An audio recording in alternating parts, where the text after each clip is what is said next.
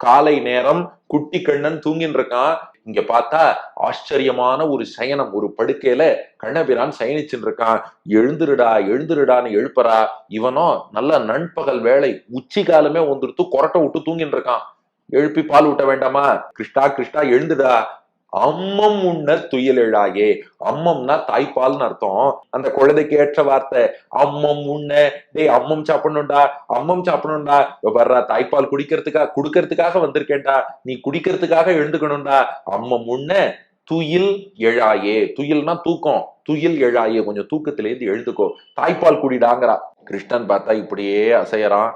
லேசா எழுந்துக்கிறாப்புல எழுந்துனா மறுபடியும் சாஞ்சுட்டான்.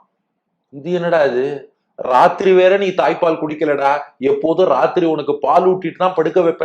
நீ என்ன பண்ணிட்டேன்னா நேற்று இரவும் கூட உண்ணாது நான் தாய்ப்பால் ஊட்டுறேன்னு வந்தேன். இல்ல எனக்கு இப்ப வேண்டி இருக்கல, எனக்கு பசிக்கல, வயிறு ஒரு மாதிரி இருக்கு, எத்தையோ ஒரு காரணத்தை சொல்லி நீ நிம்மதியா தூங்கிட்ட, எனக்கு பால் வேண்டாம்னு தூங்கிட்ட. ஆனா நீ பால் குடிக்கலையேன்னு சொல்லி பெத்த மனசுடா, நான் இரவு முழுவதும் கஷ்டப்பட்டேன். ஆனா அப்ப என்ன தேர்ச்சி கொண்டேன்னா ஒன்னும் பிரச்சனை இல்ல.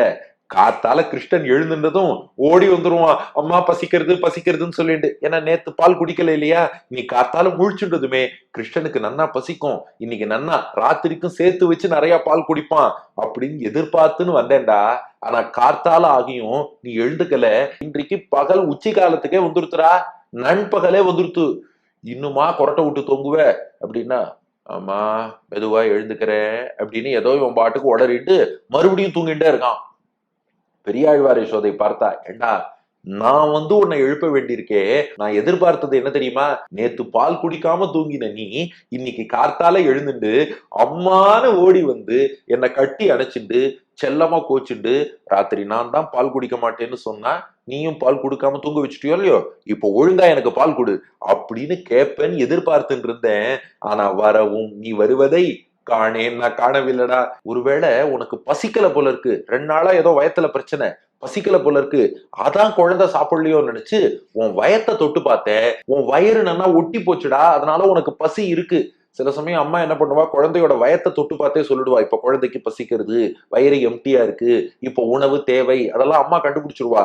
வயிறு அசைந்தாய், உன்னுடைய வயிறு ரொம்ப தளர்ந்து போயிருக்கு, வயத்தை பார்த்தாலே தெரியறது உள்ள ஒண்ணுமே இல்ல, உனக்கு நிச்சயமாக பசி எடுத்திருக்கு, வரவும் காணேன், நீ வந்திருக்கணும், ஆனா வரல.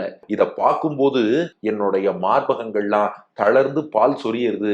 அதனால உன் அழகான வாயை வைத்து இந்த பாலை சந்தோஷத்தோடு காலை உதைத்து உதைத்து பருகுவதற்காக கிருஷ்ணா ஓடி வா.